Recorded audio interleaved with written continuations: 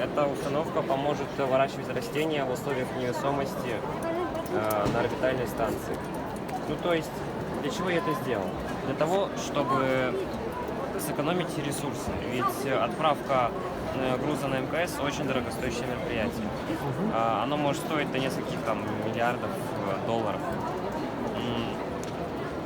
Итак, моим решением было сделать прототип, который будет выращивать растения в космосе. Ну, то есть это заменит безвкусные тюбики и разнообразит рацион питания космонавтов. Находится в губке. Почему губка, а не почва? Потому что почва разлетается в космосе, а губка нет.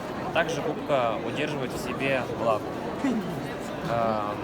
Затем, что это за сеточка? Эта сеточка не позволяет растению вылететь из этой губки. Затем тут присутствует бак и насос, в котором будут содержаться микроэлементы, ну, то есть в воде. И при необходимости система будет поливать, точнее вкачивать воду в губку. Управляется микроклиматом.